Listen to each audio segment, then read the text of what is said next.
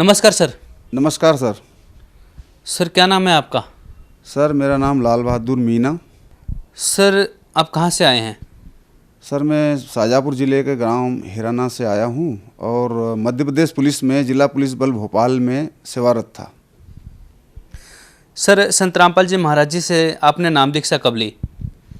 संत रामपाल जी महाराज से मैंने 12 सितंबर 2013 को नाम दीक्षा ली। संत रामपाल जी महाराज जी से नाम दीक्षा लेने से पहले आप क्या भक्ति साधना करते थे? मैं एक हिंदू परिवार में जन्म होने के कारण हिंदू देवी देवताओं की साधना किया करता था। घर वालों के अनुसार परंपरा जो बताई घर वालों ने, उस हिसाब से मैं हिंदू देवी देवताओं को ब्रह्मा विष्णु महेश दुर्गा काली गणेश जी, ये सभी देवी देवताओं को, या कुंभ में जाना, तीर्थ व्रत करना, ये सभी हम लोगों के उसमें आता था, तो हम साथ में घर वालों के साथ करते थे। सर आप इतनी सारी भक्ति साधना कर रहे थे, ये भक्ति साधना करने से आपको क्या लाभ प्राप्त हुए? सर जी, ये भक्ति साधना करने से लाभ तो मुझे कुछ नहीं हुआ, और सिवाय नुकसान के, क्योंकि मैं पुलिस विभाग में था तो मैं सारे व्यसन करता था, दारू पीता था, और जो भी चीज़ जो आती है व्यसन की, जो कि भक्ति विधि के विरुद्ध है, वो सब करता था। उसके साथ साथ मुझे ये पता था नहीं कि ये चीज़ें क्या होती हैं, भक्ति करने से कोई लाभ मिलेगा या नहीं मिलेगा, लेकिन साधना इन देव देवताओं को करता था। और उसके साथ साथ क्या हुआ कि जब मैं पुलिस विभाग में था तो मुझे ये साधनाओं से लाभ की बजाय मेरे शारीरिक जो है इतने कष्ट बढ़ गए कि मेरा नौकरी करना दुर्लभ हो गया। और ऐसी परेशानी आई सन 2000 से मैं इतना बीमार रहने लगा कि मुझे साइटी का एक बीमारी हो गई। तो मैंने हमीदिया और अपना 1250 और डीआईजी बंगला अस्पताल में जो पंजीकृत डॉक्टर हैं, एमबीबीएस हैं, हड्डी रोग विशेषज्ञ, उन सबको दिखाया। लगातार कंटिन्यू मेरी साइटिका एक तरफ हुई बीमारी, उसके बाद मेरे को दोनों तरफ पकड़ लिया, दोनों तरफ साइटिका हो गई। ऐसे धीरे धीरे करते मुझे 12 साल यानी 2008 से मैंने बिस्तर पकड़ लिया। कुछ समय में मेडिकल ले लेता था, कुछ समय के बाद मेरी सारी छुट्टियाँ ख़त्म हो गई और मैं इतना परेशान रहने लगा कि मेरी हालत ख़राब हो गई। मैंने देवी देवता, यहाँ तक कि कुंभ, महाकाल की भस्म आरती, देवी दुर्गा की पूजा और अन्य उपासनाएं, जादू टोटके, जंतर मंतर, जितने मुझे दूसरों ने बताया वो सब किए, लेकिन मुझे कोई लाभ नहीं मिला और मैं नौकरी पे भी जाना मैंने बंद कर दिया। तो मैं साल 1.5 साल के बाद मेरे पास नोटिस आते और मैं अपना मेडिकल बता देता कि भाई मेरी तो रीढ़ की हड्डी ऐसी परेशानी आ गई थी कि मेरा चलना दुर्लभ हो गया और मेरी रीढ़ ऐसी जैसी कमान की भांति ऐसे झुक गई थी कि मैं चल भी नहीं पाता था, ढंग से खड़ा भी नहीं हो पाता था, क्योंकि मेरी जो है ये पैर काम करना बंद कर दिए। तो ये मेरा सिस्टम मेरे 2012 तक रहा। मैंने सोचा अब अंतिम समय आ चुका है, अब मुझे मरना है, अब तो मैं बच नहीं सकता। क्यों कि इन देवी देवताओं की भक्ति करने से मुझे कोई लाभ नहीं हुआ। सत्संग भी सुनता है इनको तो यही कहते थे कि पाप कर्म जो है भोगने पड़ते हैं। तो इसलिए फिर मैंने ज़्यादा और नशा करना शुरू कर दिया। तो मैं बिस्तर पर पड़े पड़े दारू पीता और भांग भी खाता था।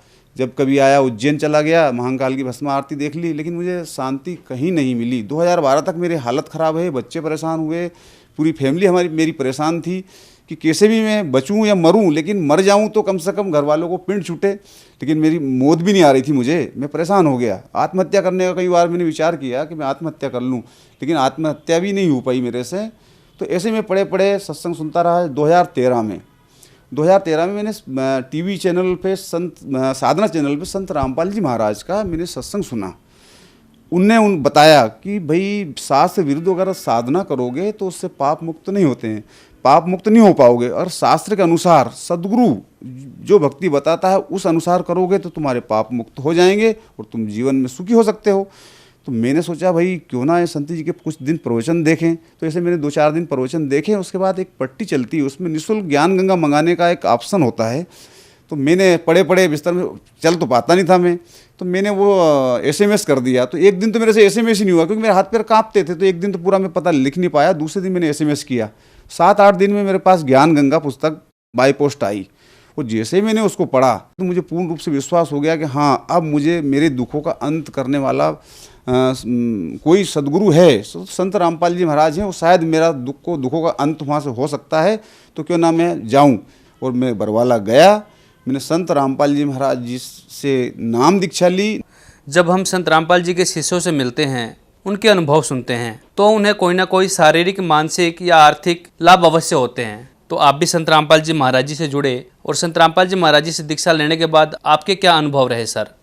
देखो, संत रामपाल जी महाराज से जुड़ने के बाद अनुभव की कोई कमी नहीं, चमत्कारों की भी कोई कमी नहीं। सबसे पहली बात तो ये है कि आज मैं आपके सामने खड़ा हूँ, जो कि पूरा झुक के चलता था, पूरी रीढ़ बेकार हो चुकी थी, जिसका अमेरिका में भी कोई इलाज नहीं। मैंने पुलिस विभाग में सारे मेडिकल डॉक्यूमेंट्स लगा चुका था, सारे अधिकारी ऑफिसर्स जानते थे कि इसका बचना मुश्किल है, और कईयों लोगों को तो अभी पता होगा कि शायद ये मर गया होगा। सारे डॉक्यूमेंट लगे हैं।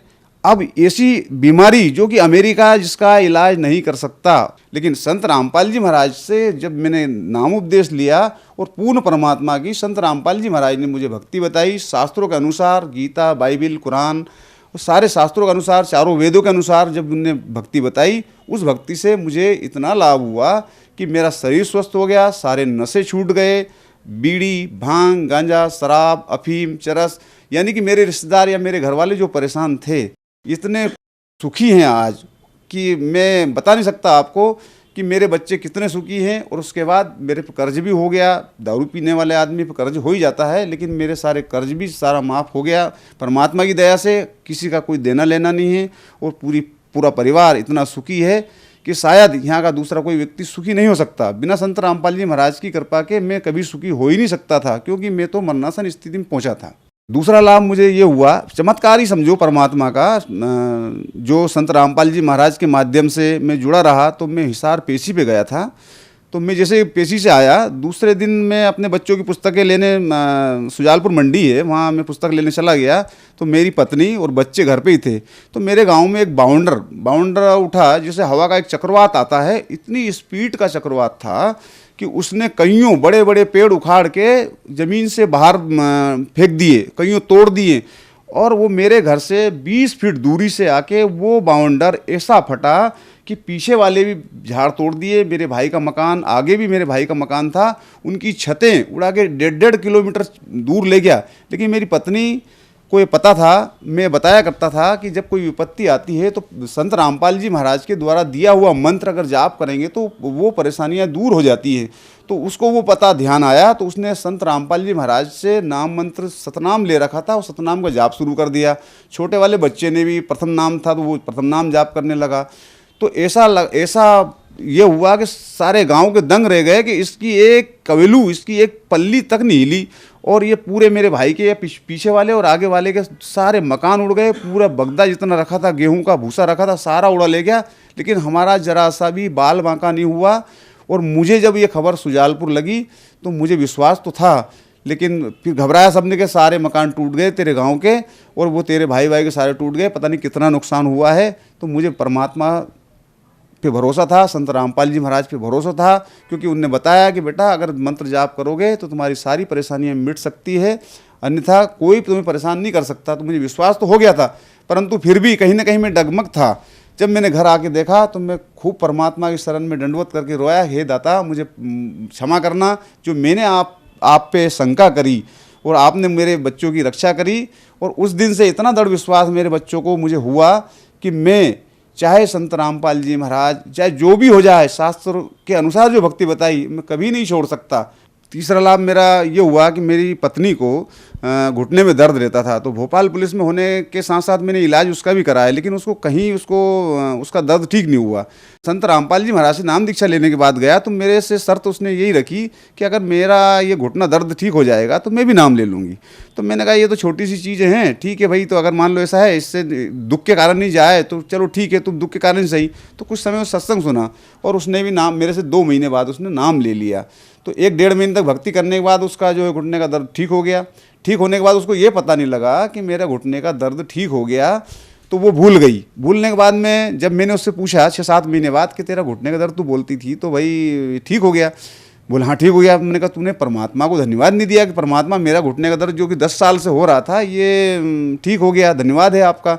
तो मैंने कहा ऐसा नहीं करना चाहिए, परमात्मा को याद करके बताना चाहिए। और उसी दिन शाम को दर्द होने लगा, तो दूसरे दिन दिन भर इतना दर्द हुआ कि वो खाना बनाने में असमर्थता जाहिर करी और रोने लगी। तो मैंने कहा भाई परमात्मा संत रामपाल जी महाराज के सामने दंडवत प्रणाम करो, वो पता लगाएगा आपको कि वो ठीक वो कर सकते हैं।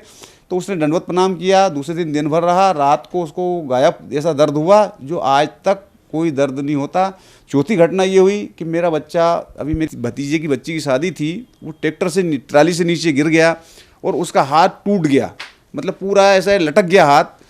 और वो उसको 4-5-6 बच्चे लेके आए, मेरे बड़े बच्चे भी लेके आए कि पापा इसका हाथ टूट गया है। तो मैं बाहर ही बैठा था, मेहमान भी घर पे थे, तो मैंने कहा मस्ती बहुत करता है, मैंने कहा गुरुजी ने तेरे को मना कर दिया, उसके बाद भी तू चला गया और तू जा दंडवत प्रणाम कर।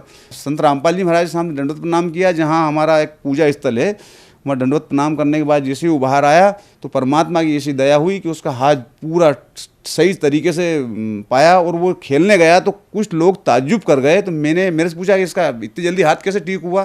तो मैंने कहा संत रामपाल जी महाराज के अनुयायी हैं हम, उनके भगत हैं, उनकी भक्ति अनुसार बताए भक्ति हम करते हैं, तो हमें कोई भी दुख व्याप्त नहीं हो सकता और हम दुखी नहीं हो सकते। और ना आज तक पूरे जब से मैं संत रामपाल जी महाराज की शरण में अब पूरा परिवार जुड़ा हुआ है, न हमें बुखार तक भी नहीं आता। अगर कभी आ भी जाता है तो 2 रुपये की या 1 रुपये की गोली से ही पूरा हमारा बुखार या हमारी बीमारियां ठीक हो जाती हैं। और हम इतने सुखी हैं, आसपास के ताज्जुब करते हैं कि ये सारे इतने सुखी हैं, लेकिन उनको क्या मालूम कि ये संत रामपाल जी महाराज पूर्ण परमात्मा स्वरूप हैं। ये शास्त्र विधि के अनुसार पूरी भक्ति बता रहे हैं, प्रमाण दे दे के बताते हैं, वो हम भक्ति कर रहे हैं। सर, उज्जैन को एक धर्म नगरी के नाम से जाना जाता है। यहाँ पर कुंभ के मेले लगते हैं, दूर दूर से श्रद्धालु आते हैं, अपने मोक्ष प्राप्ति के लिए आते हैं। सर, आप भी महाकाल की आरती देखने जाते थे, आप भी वहाँ कुंभ के मेले में जाते थे। जो लोग आज भी जा रहे हैं, आप उन्हें क्या कहना चाहेंगे? मैं उज्जैन महाकाल की नगरी में आता था और भस्म आरती में 2 बजे रात को स्नान करके खड़ा हो जाता था, लेकिन मुझे मेरी बीमारी में कोई लाभ नहीं हुआ। मेरी रीढ़ की हड्डी इतनी बेकार हो चुकी थी कि कोई मुझे किसी ना तो महाकाल ने कुछ सहयोग करा। और मैं आप लोगों से एक ही निवेदन करता हूँ कि आप लोगों को भी कोई लाभ होने वाला नहीं है। आप सत्संग सुने, संत रामपाल जी महाराज की शरण ग्रहण करें, उससे आपको लाभ हो सकता है। सर, जो श्रद्धालु आपको देख रहे हैं, आप उन्हें क्या संदेश देना चाहेंगे? खासकर आप मध्य प्रदेश से हैं, तो आप अपने प्रदेशवासियों को क्या कहना चाहेंगे? मैं अपने प्रदेशवासी से यही निवेदन करूंगा कि अगर आपको मोक्ष चाहिए, सुखी जीवन जीना है, तो आपको शास्त्र अनुसार भक्ति करना पड़ेगी। और शास्त्र अनुसार भक्ति सिर्फ इस विश्व में संत रामपाल जी महाराज के अलावा प्रमाणित कोई नहीं बता रहा है। सब मनमुखी आचरण करते हैं। संत रामपाल जी महाराज विश्व में ऐसे संत हैं जो कि शास्त्रों के आधार पर प्रमाणित करके भक्ति बताते हैं और जीव उससे सुखी हो सकता है, अन्यथा कहीं नहीं हो सकता। और उन लोगों से, सभी भाइयों से मेरी प्रार्थना, भाइयों बहनों से, कि वो संत रामपाल जी महाराज से नाम दीक्षा लें और अपना मोक्ष करवाएं। सर, संत रामपाल जी महाराज जी से नाम दीक्षा कैसे ले सकते हैं? कईयों टीवी चैनल पे संत रामपाल जी महाराज के सत्संग आते हैं, उस पर एक पट्टी चलती है, उस पर सतलोक आश्रम के नंबर लिखे होते हैं। उन नंबरों पे फ़ोन लगाकर आप नामदान केंद्र की जानकारी ले सकते हैं और नाम दीक्षा ले सकते हो। बहुत बहुत धन्यवाद सर। सत साहिब।